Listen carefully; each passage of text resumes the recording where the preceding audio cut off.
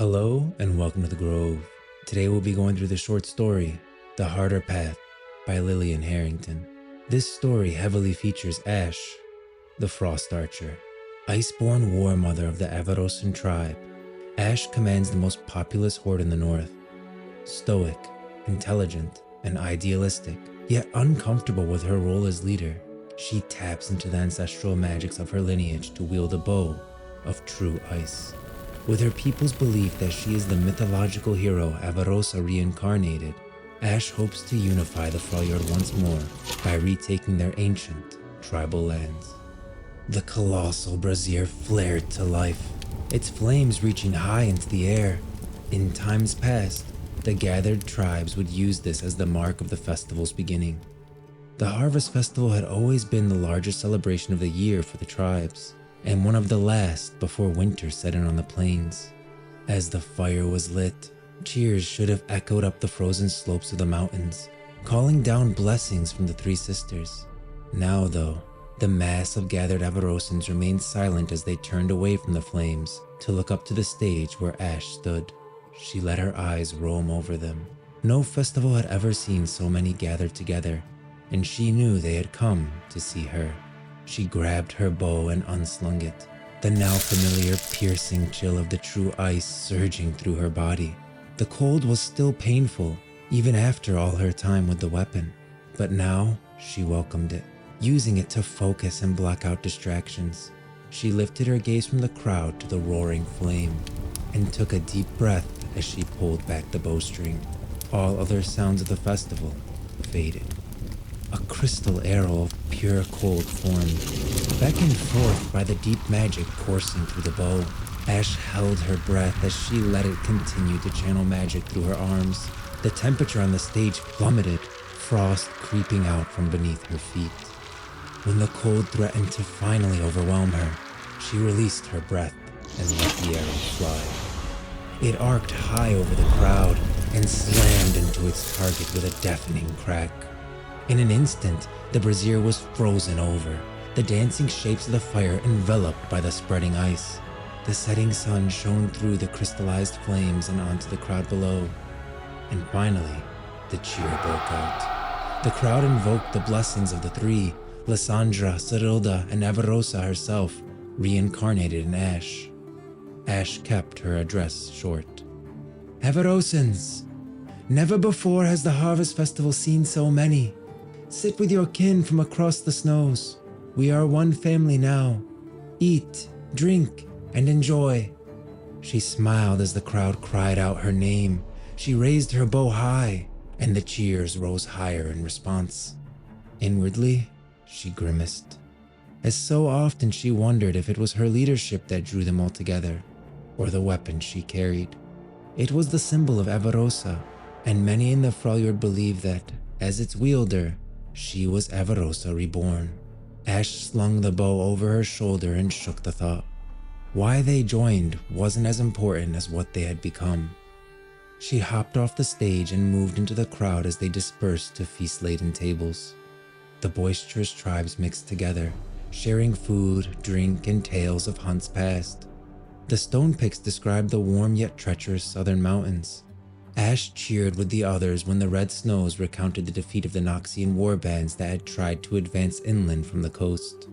A warrior from the ice veins, storied blizzard walkers one and all, clapped Ashe on the back as she passed, sending a strange chill through her. All these and more had responded to her call and joined the festivals. All had pledged themselves to the Avarosans, and each tribe needed her to be something different. A prophet, a savior, a mediator, a war mother. Ashe would be them all if she could. As she neared the far end of the feast though, she froze. At the last table, sitting somber and removed from the rest, was a group of Iceborn that she knew all too well. The Snow Followers. Vengeful zealots who had slaughtered a whole tribe only months ago. A tribe whose only crime had been joining the Avarosans. A large woman, doubtless their leader, rose and approached Ashe. War Mother Ashe, Avarosa's chosen, wielder of her divine bow.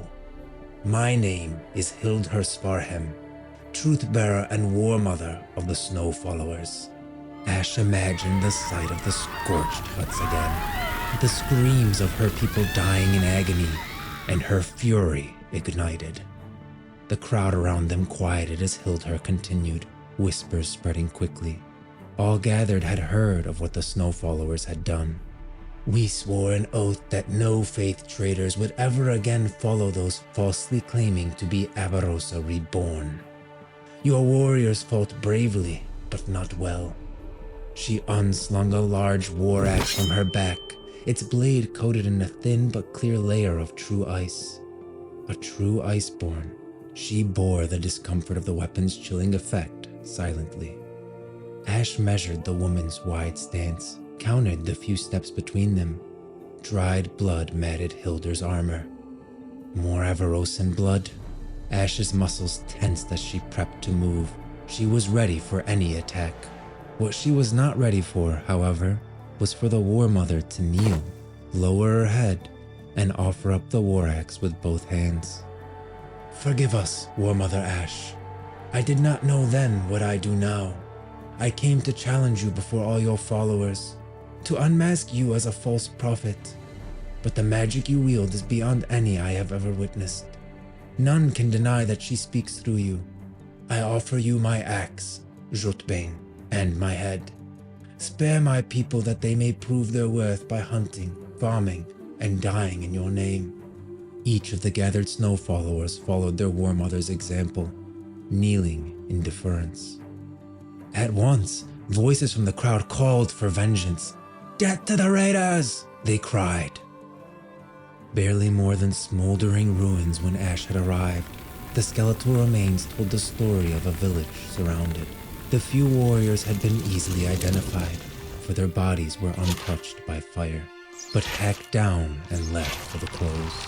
The rest of the tribe had hidden in their homes, praying for mercy or simply a quick death. They received neither.